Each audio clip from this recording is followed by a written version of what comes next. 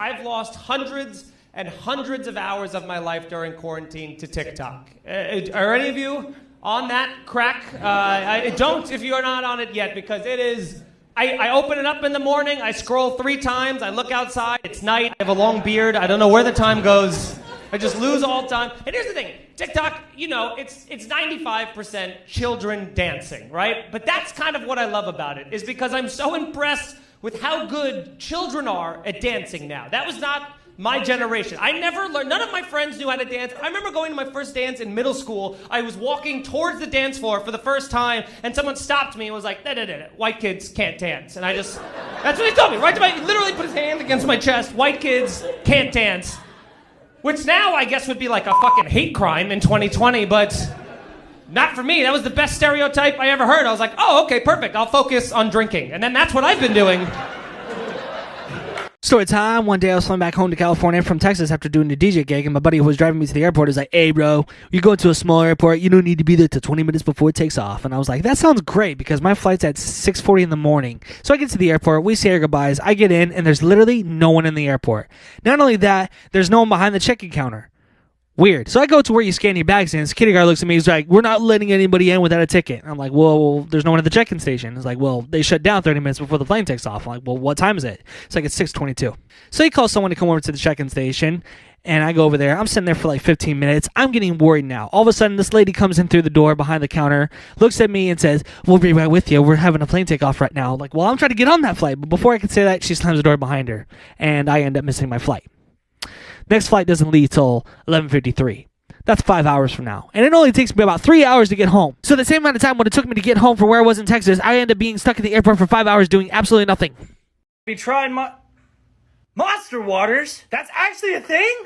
Yeah, bro, we gotta go frickin' try it! Oh, they got 2 of them. Which one do you want? Blue. You want to go blue? Let's go blue. I'll go red. Okay. This is already a bad idea.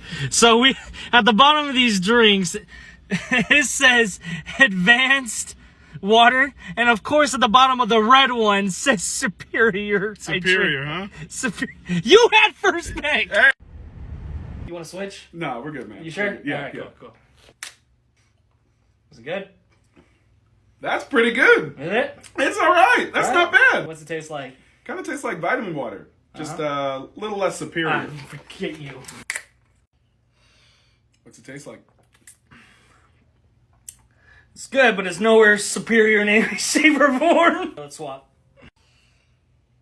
I actually like this. Oh, I'm sorry. I like this one a lot. It's packed with a lot of power. Hey, keep it. It's yours. This is like blueberry. That's more like cherry. What is it? It's called Red Dog. Red Dog. Red Dog. Red Dog. Yeah.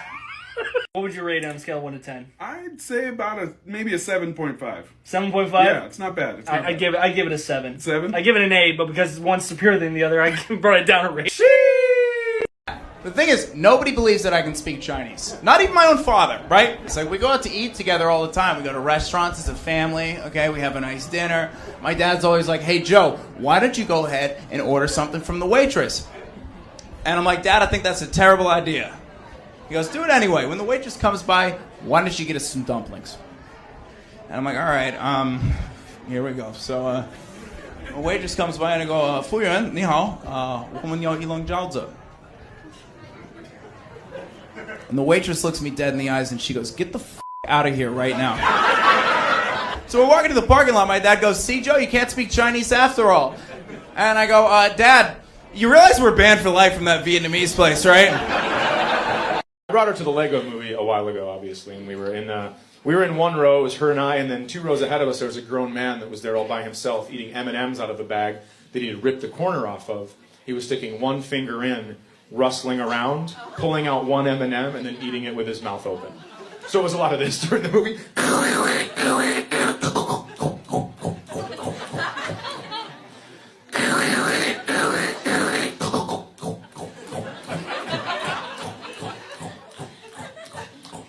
Finally, my daughter goes, what are you wrapping presents up there? And the guy turns around and he goes, what? And I can feel her body freeze, and I can hear her breath quicken. And she just goes, sorry. And then he looked at me like, that's what I thought. And he turned around. So then I said to her, loud enough for him to hear, I go, you don't have to apologize to him because you asked him a question, but he answered it with a question, and that's not how conversations work. I have a 19-year-old son. He's almost 20. And he's a freshman in college because he took a year off of school. And you might think, Chad, did he go hiking in Norway? He didn't. Oh, he went fishing in Alaska. Also not that. But he did live with me the whole time. So one day I went upstairs and I go, hey, man, I need to know, like, what are you going to do with your life? Not forever, but let's get a jumping off point here. And he goes, I think I'm going to be a gamer. And I was like, all right. But you should know, gamers don't live at this address. I said, if you want to get a job that doesn't end in aimer, you can stay. And he goes, you wouldn't let me live here if I was a lion tamer? And I was like, all right, smart ass. This is one of Oprah's favorites. She says it's a miracle fountain of youth and her magic wrinkle cure. So I'm going to put a little on your hand. I'll do that. Oprah did. Yeah, Oprah did it. All right, so here, we're going to rub it right in. How come it's red? I'll show you in a sec, Steve. So this is made from growth hormones of human Look, the wrinkles has just disappeared.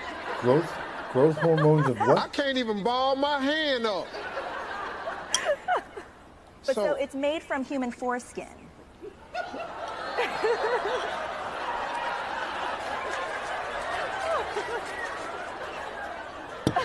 I'm sorry, Steve. You done sat up here and squirted somebody's private parts in my damn hand. So this is a question I get asked quite a lot. And the thing about it is, I don't think anybody can actually like learn how to do it. I think you're just born with the skill to just do it. Someone please fact check me on that. I discovered that I could do the lazy eye when I was like, one day I was just laying in bed and my eyes were wide open and all of a sudden I just started seeing my eye start to move. And I was like, what is this? And then it brought it back. I was like, okay, well, good. It's not stuck there.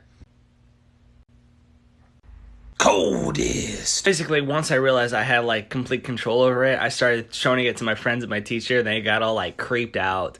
And it just became such a funny thing to do now.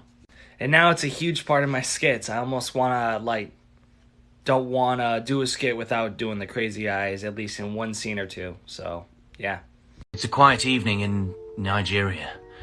Quentin is in his hotel room watching girls. Suddenly, the hotel phone rings. Ding-a-ling-a-ling-a-ling. Quentin picks up the phone and answers it. Hello? He's met with silence, but then a creepy voice whispers through the phone.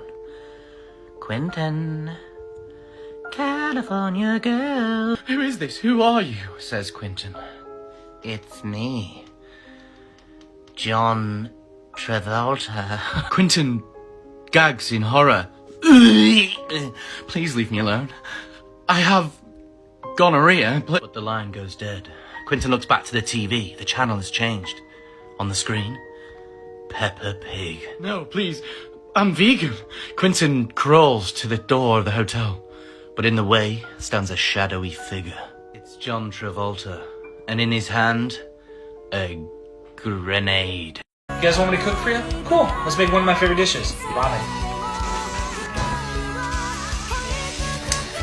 This is the kind of ramen I use. Toss that in there. What do you think, Milo? Ah, puppy. So while that's all cooking, I'll do a little bit of prepping. A little bit of cilantro. Take that, pour a little bit in this pan. Cut some onions up. Basically just chuck those onions in there. That gets the good stuff. Basically I'll just chuck this into this hot water. Got some of that bok choy. Then I'll just kind of throw those in there for a second. Dump this out. Don't forget the egg. Don't forget the fish cake. Top it off with sriracha. Hey, Grandpa, what's this I found in your closet? Why are you snooping in my closet? Oh.